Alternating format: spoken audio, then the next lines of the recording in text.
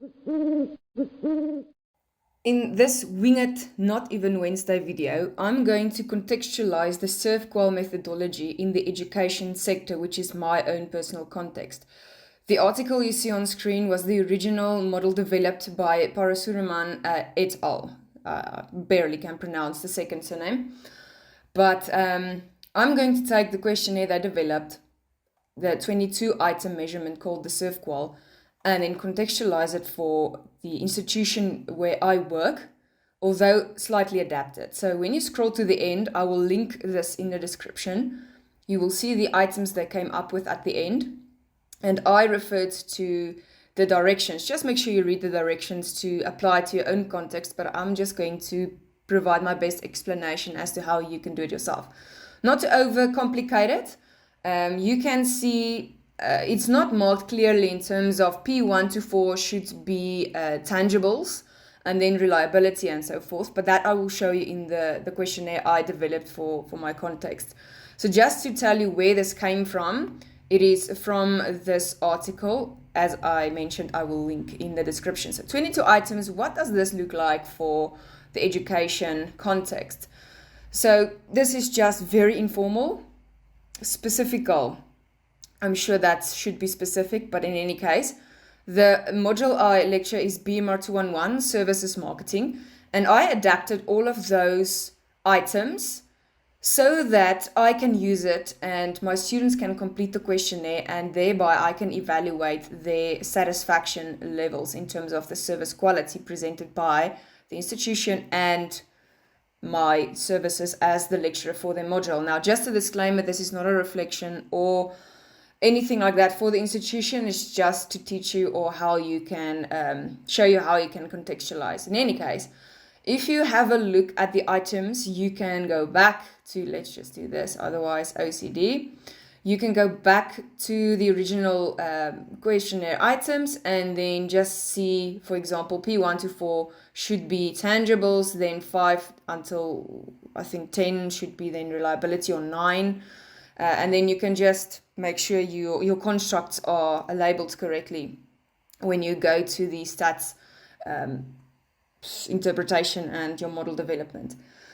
In terms of tangibles, just let's have a quick look at the original item there. The original item was XYZ. Of course, they set this up so it's applicable to any service industry. So they would just say XYZ would then be replaced by your context or your company or the service organization in question. XYZ has up-to-date equipment. In this context, we will say that in providing education to our students, on a scale of 1 to 7, with 1 being strongly disagree and 7 being strongly agree, our institution, the specific campus, because we have 3, has up-to-date equipment in their venues. So students completing this questionnaire would rate this on the 7-point scale. So it depends. The venues are being upgraded, so their experience will vary depending on the venue. But if they have a look or base this only on the let's say the Monday and the Wednesday venue, they might be at a 5. So some of the equipment is a bit outdated, some have been upgraded. So it will depend on their perception. And again, as with services, the caveat, catch-22, is one student's perception might and will actually guaranteed differ from another student's. So a student thinking that, oh, the Monday venue, it's amazing, I think really it's up to date, where another student that's used to better would rate it a 4. So just keep that in mind, that all of this would be open to interpretation.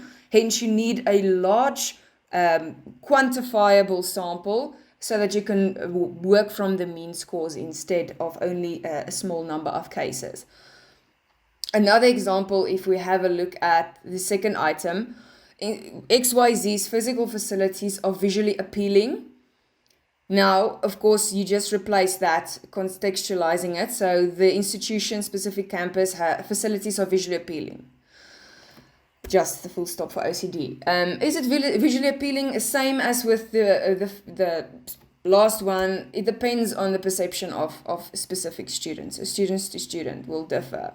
This is just to show you how you can adapt a scale for your service organization. The third item for tangibles, XYZ's employees are well dressed and appear neat. Now, there are two ways of looking at this. If I wanted to use this questionnaire for my own personal service verification or measurement for students, I would, as I did here, the BMAR or the services marketing lecturer presenting the module at the specific campus is well dressed and appears neat. If the institution wants to use this methodology or this measurement instrument, they would say, overall or in general, the campus or institution, their staff are well dressed and appear neat. So it depends on the perspective you're looking for, individual level or institution level. The fourth item there would be the appearance of the physical facilities of XYZ is in keeping with the type of services provided. To understand this is that if you have an industry standard, let's take the banking sector. If you have a specific bank that you bank at and you know they have modern touchless interfaces and cardless transactions and capabilities, then of course this would score high. But if you go to another bank to open an account or apply for a loan, but they are still old school, no biometric authentication, anything like that, then they would receive a lower score because it's not in keeping necessarily with the type of service. And this again can be interpreted widely, but for this context, it would be the appearance of the physical facilities at the institution is in keeping with the type of service. In this case, it would be educational services. But then again, if the finance department wants to use this questionnaire, it would be contextualized for the finance department. Right. Then we move on to reliability. So P5 is in keeping with reliability. So when XYZ promises to do something by a certain time, it does so. So for my instance, it would be when the lecturer, so I want to know individual based, not institutional based, do the students think that when I promise to do something by a certain time, I do that, I execute it. But of course, this might vary because I was supposed to upload this video a bit earlier today, and yet here I am recording this 6:30 at night, which I will then upload and announce to them tomorrow. So yes, some of them might be satisfied because they didn't check the system anyway, or some that are really, they are online, or they are kind of on the ball with watching and keeping up to date with the announcements, they would rate it lower because now they've been waiting a few hours for this video and the instructions. A next item there would be when you have problems, XYZ is sympathetic and reassuring. And to contextualize for my individual service, when students have problems, the lecturer at the institution is sympathetic and reassuring. And I try my utmost to be that. But now what I do realize over the 5 years I've been teaching this module is that students who do not attend will score this low because they didn't have any interaction with me as a lecturer, where students that were in class regularly and engaged regularly will rate this higher because they've had that interaction. So you always have to keep in mind the variables not considered. And for the stats nuts, you will know that the variance will be lower for this item because there are other issues that influence this. But in any case, to simplify and to keep on that, another item there, XYZ is dependable. Again, this can be the institution, so the institution is dependable, or I want to know individual level, the lecturer at the institution is dependable. So the students will score my level or degree of dependability based on, again, their experience or their best guess, their perception. Then, next item would be XYZ provides its services at a time it promises to do so. And this will be highly correlated with this original item because it is, instead of to do something, this relates specific to a specific aspect of the service, which is then the classes. I adapted it that way because it's the context.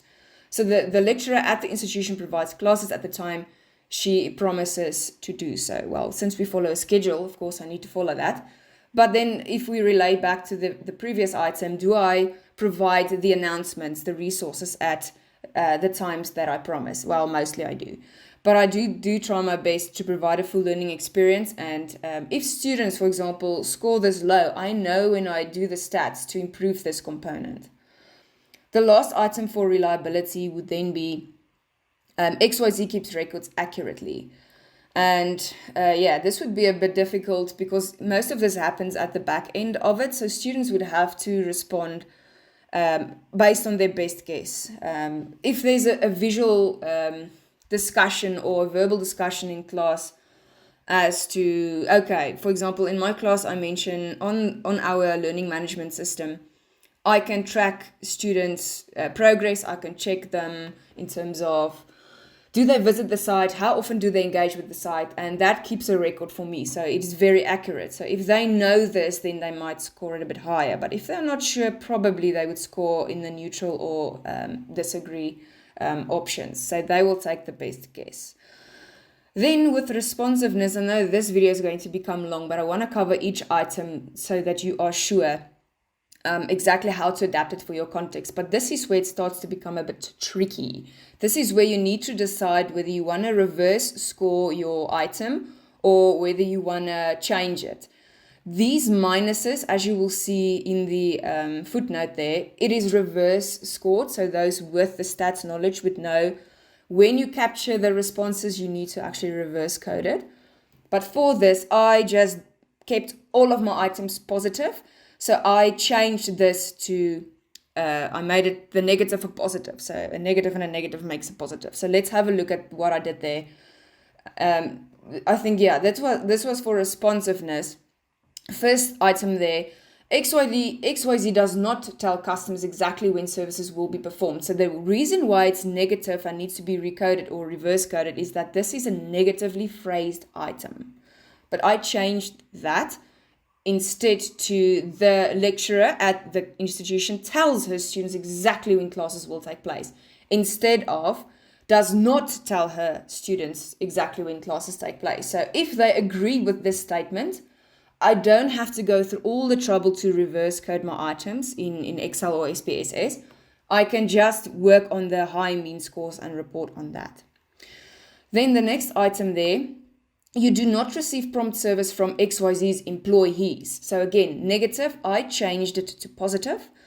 To students, who's the customers, receive prompt service from the lecturer at the institution. So they can rank it then hopefully high, guys.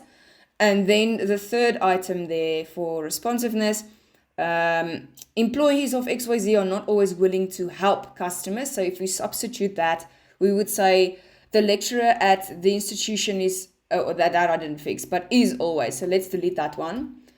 Now, is always willing to assist students. So then that would be ranked high. The implication, if it stays not, then it aligns with the original, the questionnaire. So not always willing to help. The implications is just statistically. So if they would probably just have the inverse response. So they would say, no, I think actually she's always willing to assist. So I don't agree with the statement. So they would mark it a 2. But if the statement was, is always, they would say, yeah, I think it's always. So it's just the implication of reverse coding this in SPSS. It would have the same effect in terms of your findings.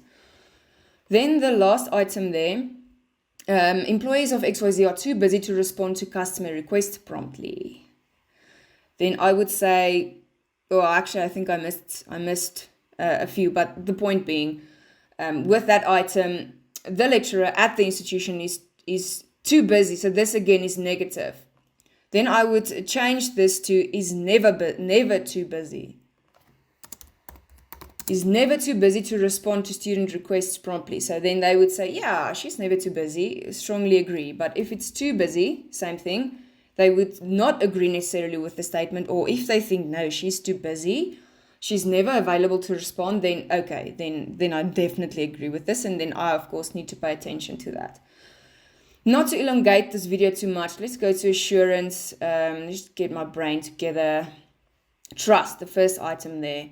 As you can see, it's kind of difficult to see where it starts, but P14 starts with assurance. So you can trust employees of X, Y, Z. So contextualizing students, because you replaced by students, because you want to know who is answering, who's the target population. Students can trust the lecturer at the institution. So they will, it's a positive worded item, so they would agree or disagree. Hopefully they agree. Then, as a second item there, you feel safe in your transactions with XYZ. Now, of course, not all Service organizations result in necessarily a transaction. So in my case, it would be an interaction where with the institution as an overall view, it will be a transaction, but also interaction. But let's just simplify. So students feel safe in the interactions with the lecturer at the institutions, whatever they respond to then there. Then we have employees at XYZ are polite. Then I would say the lecturer at the institution is polite. I'm very polite. Then the last item there, employees get adequate support from XYZ to do their jobs well. Now, this is again a tricky one because in a bank or financial or any other context, when the consultant is dealing with a customer and they need assistance from the manager, the customer can visually see in the front end, in the branch, whether the manager enables the employee to perform their jobs, how they conduct interactions between each other. But with this context, for me as the lecturer, if the students will not see or experience me receiving help from my management. What they can experience though is if there's an issue in the venue, I can quickly call lecture room support or IT technicians to sort out the screen, to sort out the aircon. That would be the only proof they can have to adequately answer this statement or respond to this statement. So again, in some cases, they will work on best case. For empathy, which is becoming, of course, increasingly important in the service sector, XYZ, again, all of these are negative phrased. I think for most of them, I changed them to positive. XYZ does not give you individual attention. And you know customers, as you say yourself, like to get an individual attention.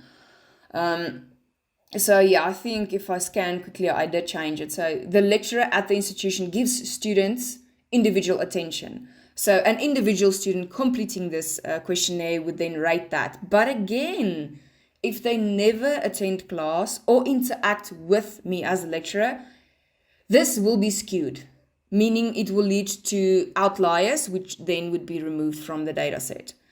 Then the second one there, employees of XYZ do not give you personal attention. Okay, again, this can be for the institution as a whole, or it can, in my context, be for me, the students rating me as their lecturer for a specific module. This can differ from module to module because we are human and we have different modules and different teaching approaches, of course. So me as the lecturer, do students think that I give them personal attention? Again, same with that. It will depend on their interaction and attendance. Then the third item there, employees of XYZ does not know what your needs are.